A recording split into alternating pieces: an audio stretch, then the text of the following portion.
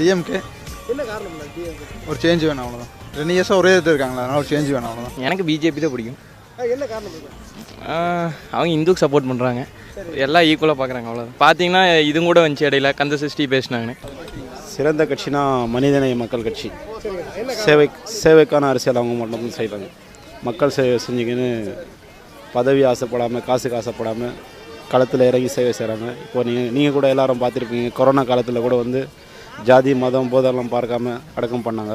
தற்சமயம் வந்து டிஎம்கே கிட்ட கூட்டணின்னு சொல்லியிருக்காரு. எனக்கு ஏடிஎம்கே தான் பிடிக்கும். என்ன காரணம்? ஏன்னா ஜெயலலிதா பிடிக்காதனால, அவங்க மட்டும் பிடிக்காதனால தான். அவங்க இல்லாதனால இப்போ எதுவுமே சொல்கிறதுக்கு இல்லை. நெக்ஸ்ட் யார் வராங்களோ அது பொறுத்து. அதுதான் ஏடிஎம்கே தான். அவங்க பிடிக்கும், அந்த அம்மாவை பிடிக்கும், அதனால்.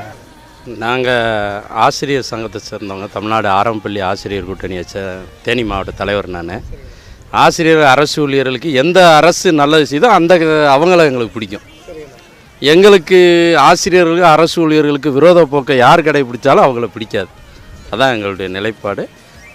எதிர்காலம் வந்து நல்ல ஒரு மாற்றம் ஏற்படும். இன்னும் நாள் இருக்குது, இவங்க செய்கிறதுக்கும் வாய்ப்பு இருக்குது. இவங்க செய்யாட்டி அடுத்து வரக்கூடிய கண்டிப்பாக திமுக வரும்னு நினைக்கிறோம்.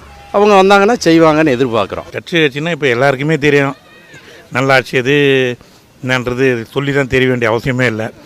தமிழக முதல்வர் எடப்பாடியார் அவர்கள் பப்ளிக்கு என்ன தேவை, மக்களுக்கு எது தேவைன்றதை யார் என்ன கோரிக்கை வைக்கிறாங்களோ அதை உடனடியாக கட்சி பாகுபாடு பேரம் எதுவும் இல்லாமல் பப்ளிக்குடைய பொதுமக்களுடைய நலன் கருதி உடனடியாக அந்த களத்தில் இறங்கி பணியாற்றுகிறார்.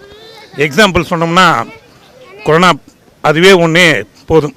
தமிழ்நாட்டில் வந்து எந்தவித பாதிப்பும் அதிக அளவில் ஏற்படாத அளவிற்கு எடப்பாடியார் அவர்கள், தமிழக முதல்வர்கள் மிக மிக சிறப்பான முறையில் பணியாற்றுகிறார். அவர் கூட இருந்த சில அமைச்சர்களும் சரி, எம்எல்ஏவும் சரி, கட்சி தொண்டர்களும் சரி சிறப்பான முறையில் தமிழகத்திற்கு எந்தவித பாதிப்பும் ஏற்படாத அளவிற்கு, முக்கியமாக பள்ளி குழந்தைகளை வந்து சரி திறந்து விடலாம் என்று அந்த ஒரு ஆலோசனை இதுவரைக்கும் எந்த ஒரு ஆட்சியிலையும் பேரண்ட்ஸை கூப்பிட்டு, குழந்தைகளுடைய பேரண்ட்ஸை கூப்பிட்டு ஆலோசனை கேட்டு திறந்த முதல் ஆட்சி இதுதான். ஏடிஎம்கே பிடிக்கும் சார். என்ன காரணம்? விவசாயிகளுக்கு சப்போர்ட் பண்ணுறாங்க. தமிழ்நாட்டில் ரொம்ப பிடிச்ச கட்சி எது சார்? என்ன காரணம்? டிஎம்கே தான், நம்ம பாரம்பரிய டிஎம்கே. வேறு அனைத்து திராவிட முறையும் நம்மளுக்கு பிடிக்காது, அவ்வளோதான். அது வந்து திமுக பிடிக்கும். தந்தை பெரியார்லேருந்து அண்ணா, கலைஞர், ஸ்டாலின், அது ஒரு இது வந்து நம்மளுக்கு இந்த. எனக்கு பிடிச்ச கட்சி வந்து சோத்து கட்சி. நான் உழைச்சதே நான் சாப்பிட்ணும்.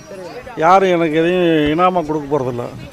என் உழைப்பில் தான் நான் சாப்பிட்ருக்கேன். இன்றைக்கி இருக்க ட்ரெண்டு இப்போ லஞ்சம் கொடுக்குறது வாங்குறது தப்புன்னு சொல்கிறாங்க. ஆனால் எல்லா வேலைக்குமே லஞ்சம் கொடுத்தா தான் வேலையாக நடக்குது. அப்படிங்கும்போது நம்ம சரியான பாதையில் போகலைன்னு தானே அர்த்தம். இப்போ இருக்கிற பெர்சன்டேஜில் வேணுமா கொஞ்சம் வித்தியாசமாக எல்லா கட்சியும். அதில் வந்து கம்யூனிஸ்ட் கட்சிக்காரங்க கொஞ்சம் நேர்மையாக இருக்காங்க. பிடிச்ச கட்சின்னு எந்த கட்சியும் சொல்கிற மாதிரி இல்லை.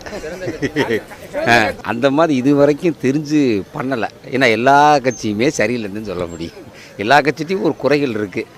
புதுசாக ஏதாவது இனிமேல் ஆட்சி வந்து ஒரு நல்ல பிரபலமான ஒரு கட்சி வந்து மக்களுக்கு எல்லா விஷயமே எதிர்பார்த்துக்கிட்டு இருக்கிறாங்க. வரலாம்னு நினைக்கிறேன், சொல்ல முடியாது. எலெக்ஷன் நேரத்தில் எப்படி பெஸ்ட்டு சொல்கிற மாதிரி எதுவுமே இல்லை. இது வரைக்கும் ஆண்ட ஆட்சிகளில் எந்த கட்சியும் பெஸ்ட்டு இது வரைக்கும் இல்லை.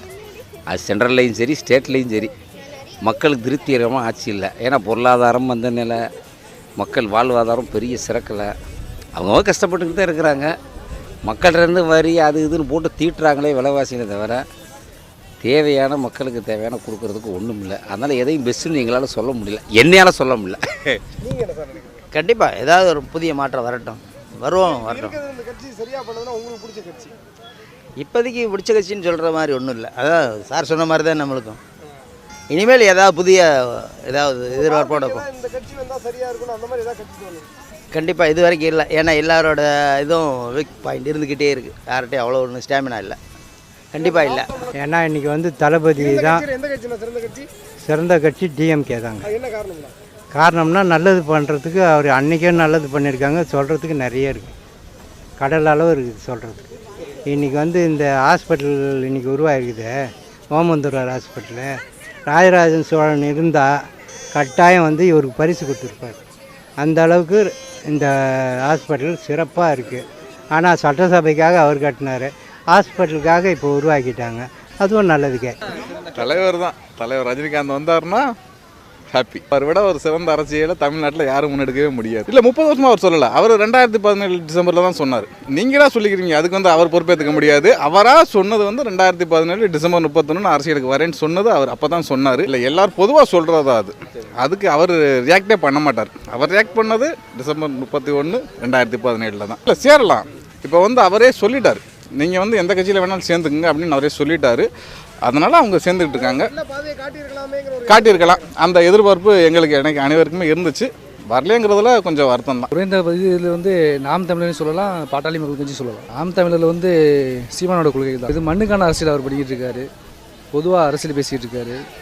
அதனால் ஒரு 2 பேருமே தமிழர்கள். அதனால சொல்லுவேன் திமுக.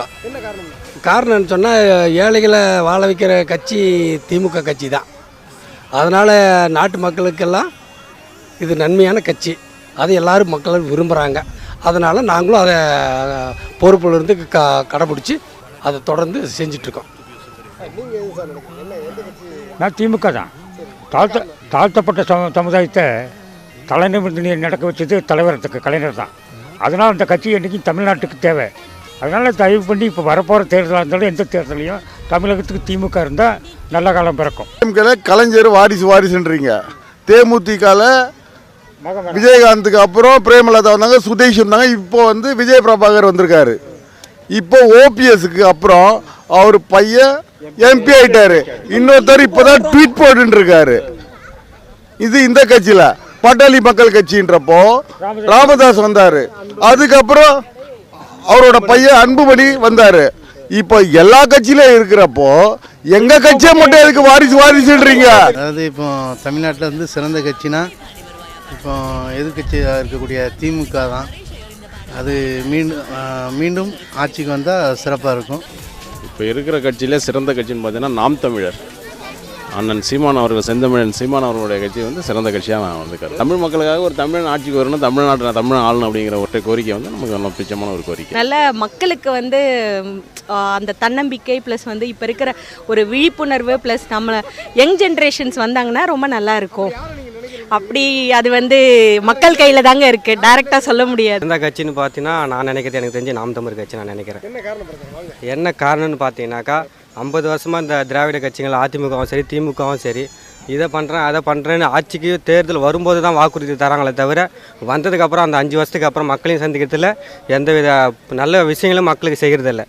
அந்த வகையை பார்க்கும்போது புதுசாக வர நாம் தமிழ் கட்சியை 100% நம்பலான்னு நம்பிக்கை இருக்குது. ஏன்னா சீமான் சொல்கிறது எல்லா இதுவும் வெற்று போக்கா இல்லை. அவருடைய அறிவு திட்டங்கள் எல்லாமே வந்து மக்களுக்கு, இளைஞர்களுக்கு ஒரு நல்ல வேலை வாய்ப்பும், இலவச கல்வி, இலவச மருத்துவம், விவசாயம், அரசு பணின்றத கண்டிப்பாக அவர் சொல்கிறாரு, செய்வன் நம்பிக்கையாக சொல்கிறாரு. அதன் மாதிரி நம்பிக்கை எங்களுக்கு இருக்குது. அது வந்தாதான் இந்த கார்பரேட் நிறுவனம் வந்து இன்றைக்கி நம்ம இந்தியாவும் தமிழ்நாட்டையும் நாசகரம் பண்ணுது. அதை தீர்க்கணும்னா கண்டிப்பாக அவர் வந்தால் தான் முடியும். இப்போ கட்சி இருந்து எல்லாமே கொஞ்சம் மோசமாக தான் இருக்குதுங்க. கட்சி பொறுத்த வரைக்கும் நமக்கு ஐடியா இல்லை. பெட்டருங்கிற மாதிரி சொல்கிற மாதிரி எதுவுமே இல்லை. எல்லாமே அவங்களவங்க சுயநலத்தோடு தான் இருக்காங்க. யாருமே வந்து சேவைக்காக செய்கிறது இல்லை. எந்த கட்சியுமே சரியில்லைன்னு தான் நாங்களும் சொல்லுவோம்.